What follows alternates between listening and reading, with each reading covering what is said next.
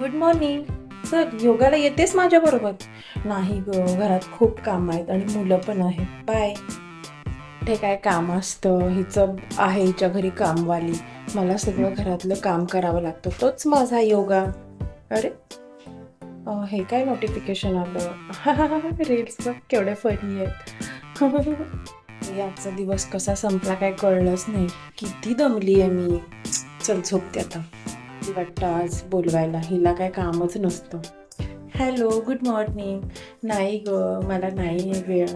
Bye. तुझा हा घरात एवढी कामं असतात, तोच माझा योगा.